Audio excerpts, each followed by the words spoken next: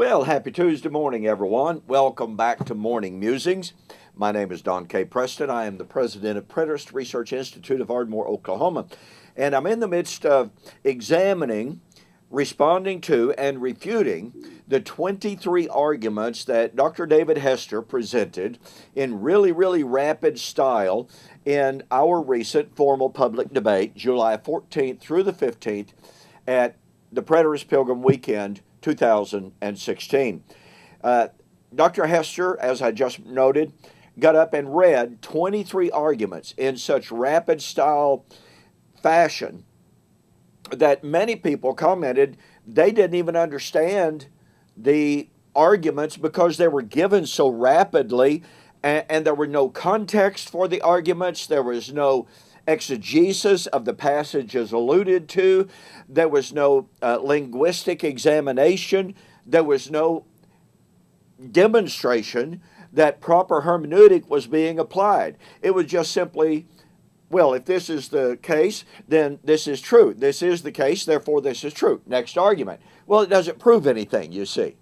And so I am examining and demonstrating the fallacy of each one of those arguments. Now, in his argument number 11, Dr. Hester simply made the claim that if covenant eschatology, i.e. the true preterist view, is real, if it's true, then the church, the kingdom, Christ's reign must have come to an end in AD 70. Now, what scripture did Dr. Hester appeal to? He didn't. He just simply said, if Christ came in AD 70, the kingdom ceased to exist. Christ no longer rules and reigns. Again, it was a bold assertion without so much as a syllable of biblical exegesis. Now, he was appealing to, implicitly, 1 Corinthians 15, in which Paul said he must reign until all enemies have been put under his feet. When all things have been put under his feet, then he will deliver the kingdom to the Father.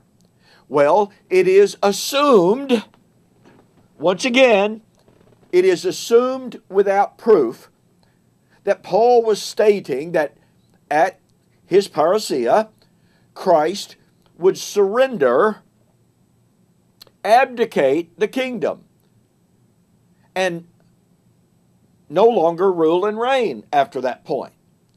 Well, I have to tell you, I once believed that view. I thought it was accurate. However, strange thing happened.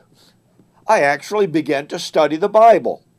Instead of just reading the commentaries, instead of just accepting what the preachers in my fellowship said, I actually began to study the Bible for myself. And I realized that 1 Corinthians 15 is the only text that could even conceivably be used to support the idea that at his coming, Jesus surrenders the kingdom. And I discovered that the Greek word paradidoi and paradidomai do not demand the idea of surrender. Paul used a form of the identical word of 1 Corinthians 15, verse 2, when he said he had delivered the gospel to the Corinthians. Well, let me ask you a question. Did Paul surrender his authority over the gospel when he delivered it to the Corinthians? Same word. And obviously, Paul did not surrender his authority over the gospel when he gave it to the Corinthians. But consider this also. If Paul was saying in 1 Corinthians chapter 15, as Dr. David Hester claimed, that if Christ came in AD 70, then he no longer rules, no longer reigns, then that is a violation of every other passage that talks about what would happen at the time of Christ's reign. Notice Matthew chapter 25, verse 31. When the Son of Man will come in his glory with all of his angels. Now watch this, catch the power of it. Then shall he sit on the throne of his glory. Oh, wait a minute. I thought according to Dr. Hester, at his coming, Jesus surrenders the throne. No, Matthew 25:31, Jesus himself said, when the Son of Man comes, he will sit on the throne of his glory. And what we have then is obviously the judgment and entrance into what? The kingdom. How could Christ surrender the kingdom at his coming if at his coming he sits on the throne and enters into the kingdom in its full power and full glory? Oh, but that's not all. Notice in Matthew chapter 25, 31, and Matthew 25, 1 through 13, and again, Jesus is speaking, the second coming is the coming of the bridegroom for what?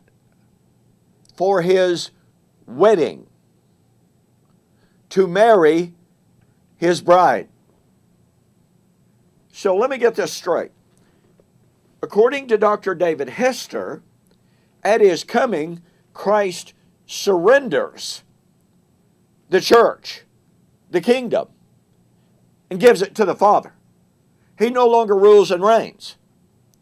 But wait a minute. At his coming, he marries the church. Ephesians 5:25 through 27.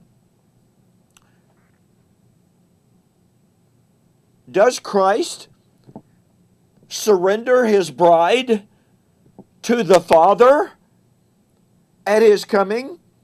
Does he divorce his bride at his coming? Well, he must, if Dr. Hester is correct in saying that at his coming he surrenders the church, i.e. the kingdom. He abdicates the kingdom, hands it over to the Father. Well, if that's true, then at his coming, Christ divorces his wife, his betrothed wife, and hands her over to the Father. Do you see why I abandoned amillennialism? Do you see why amillennialism is false? Ladies and gentlemen, the idea that Christ surrenders his throne, abdicates his throne, gives up his bride at his coming is simply false. And if you want to see an in-depth discussion of this, get my book, We Shall Meet Him in the Air, The Wedding of the King of Kings. Go to my website, eschatology.org, BibleProphecy.com, or, hey, do this. Go to PRIvideos, plural.com. Check it out. You will see an amazing amount of material and literature there that is available to you. So get my book, We Shall Meet Him in the Air, The Wedding of the King of Kings. When you order, mention that you saw the offer on YouTube or Facebook, and I'll refund your shipping. Well, we have more in our examination of Dr. David Hester's 23 arguments, and we'll continue that on the flip side.